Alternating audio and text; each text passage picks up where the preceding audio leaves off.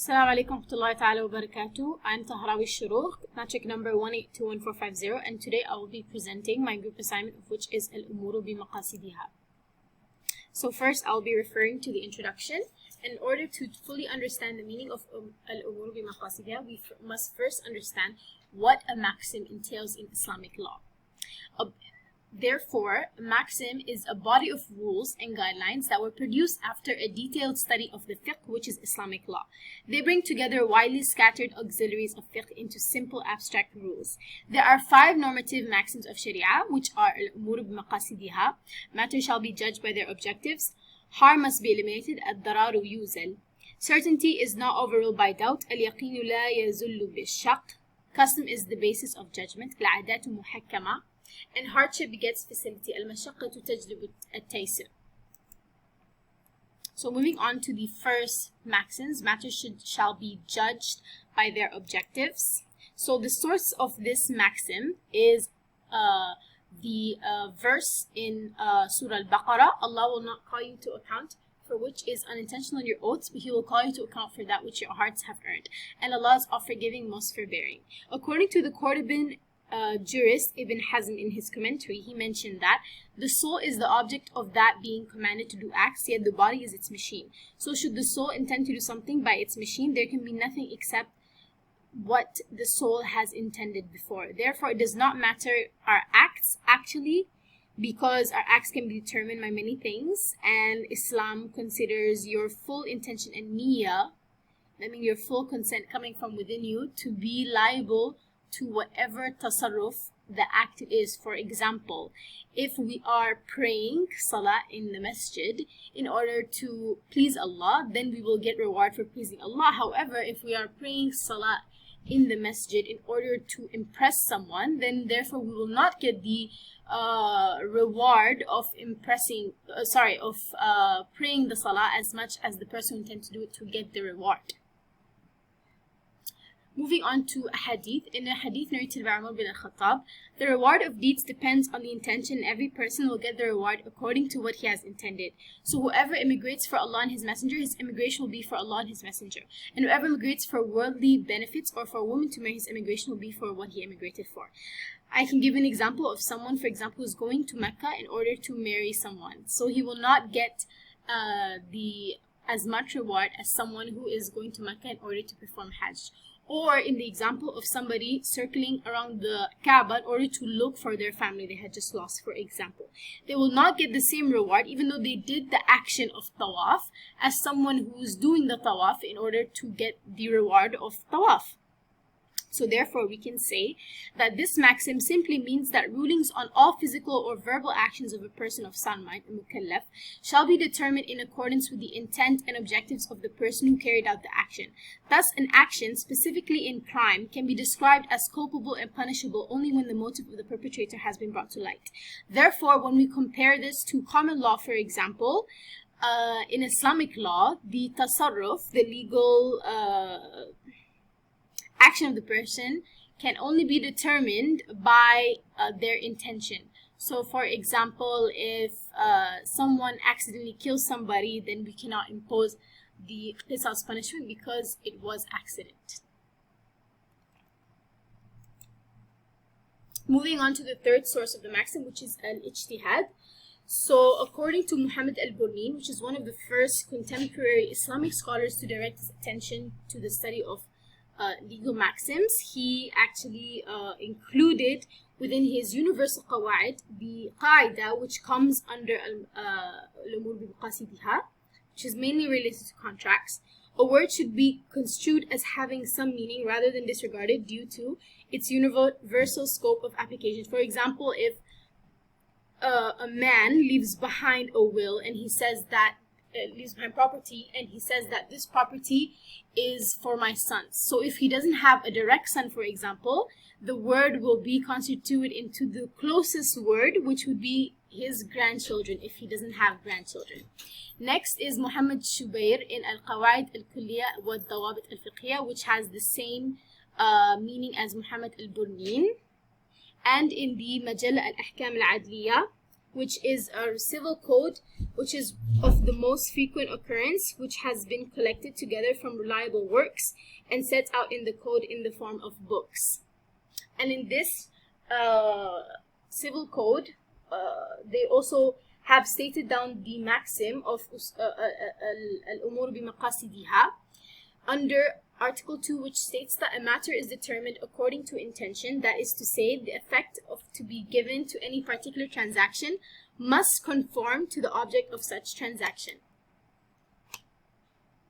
Next, the definition and interpretation of al-umur bimaqasidiha. So al-umur bimaqasidiha means that matters shall be judged by their objectives. And it is the plural of amr. The literal meaning is, it implies that any action or matter, umur, which, whether physical or verbal, should be considered and judged according to the intentions, niyyah of the wrongdoer.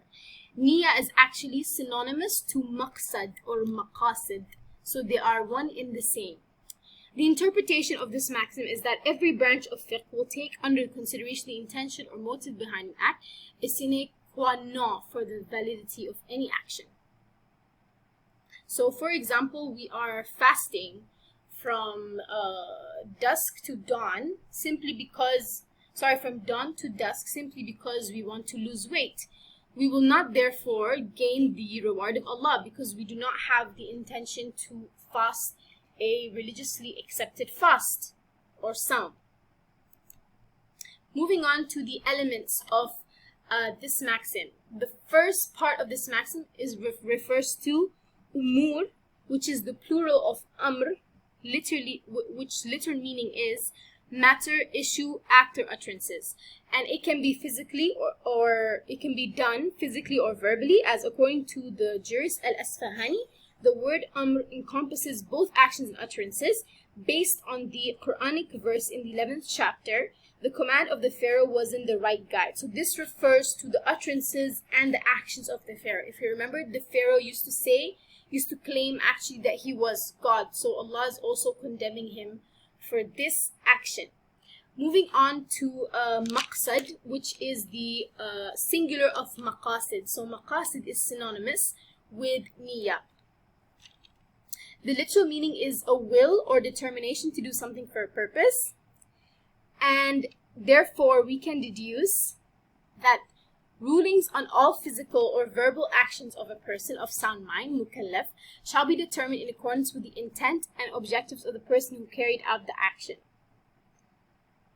Thus, an action can be described as culpable, and punishable. A great maxim that covers almost all aspects of Islamic law, including devotional matters, commercial transaction, and crimes. Now, moving on to practical examples of this maxim. So the first is in which a person shoots another with the intention of hitting and does hit him. And so the perpetrator is said to have willed the action of firing and intended to hit the person. When this happened, he will be liable to the punishment. However, it differs from a case of somebody who might fire towards a certain object and accidentally hit a person.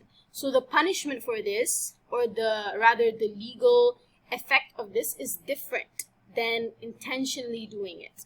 The fact that the shooting is not directed to the person indicates that the intention of the person is in not shooting towards the person. It happened accidentally or unintentionally. Another example is someone finding something valuable on the road and he picks it up in order to return it to the owner.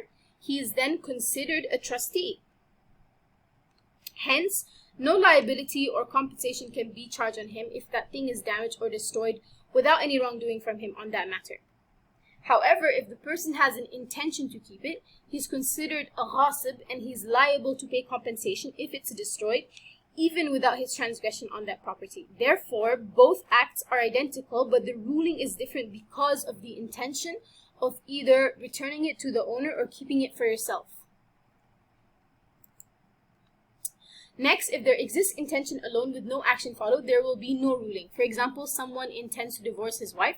So as long as he doesn't say the word talaq, there is no divorce. He cannot go to the court and say, I thought about divorcing my wife today. So it's done. I thought about divorcing my wife 3 times. Therefore, the divorce is done. No, there has to also be the intention coming along with the act of suyas. But When the actus reus is there, the intention will also be taken into account in Islamic law.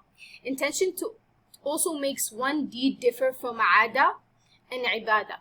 Example, to eat, sleep, rest in the mosque.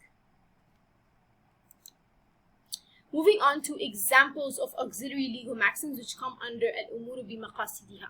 So the first auxiliary legal maxim is the essence in contracts is their goals and meanings, not their words or forms.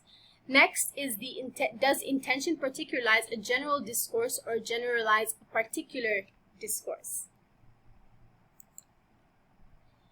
Moving on to the first auxiliary maxim, the essence in contracts is their goals and meanings, not their words or forms. العبرة في العقود بالمقاصد والمعاني لا بالألفاظ والمباني.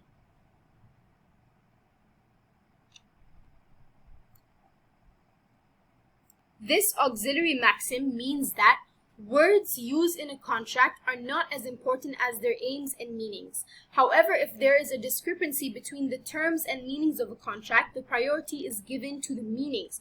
For example, if someone says, "You render me a sum of money immediately and I will lend you a small amount of land," this is considered to be a renting contract, ijara, and not a lending one, i'ara or loan.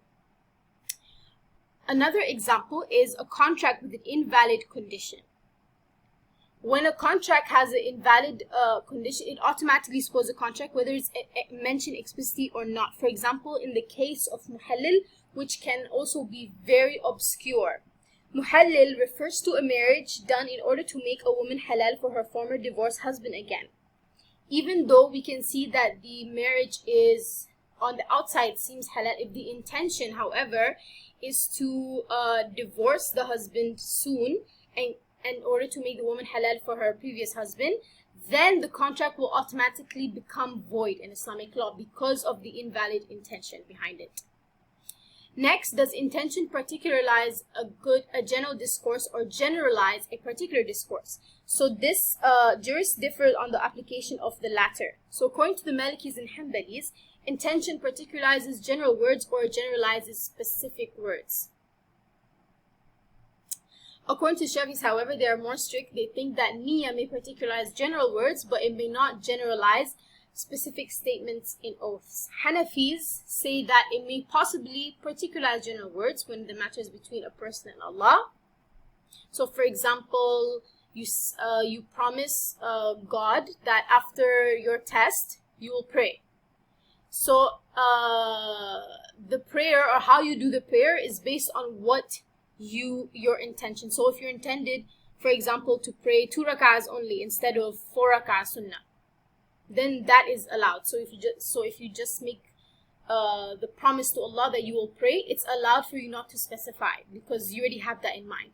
Next, if the matter is between one person and others, niyyah does not particularize a general statement. So an example of this auxiliary rule is when an owner of multiple companies says, "I'm dismissing the entire workers." Then he says, "In fact, I intend workers from a particular company." The majority of scholars accept this takhsis or specification. Lastly, a legal maxim which is disputed by some to actually be excluded from the maxim of umuru bimaqasidiha, and this is when someone rushes into something before its due time, he is punished by depriving.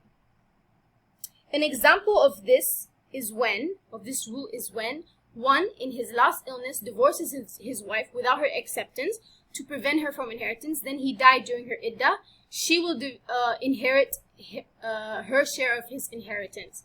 There are other paraphrases with the same meaning. Whoever hastens what is postponed by Shara' teachings of Islam is enforced by threat of punishment to render it back, according to the Hanafis. And whoever has a corrupted aim or act, perpetrating or trying to commit it, will be faced with a reciprocal action under threat of punishment, according to the Malikis.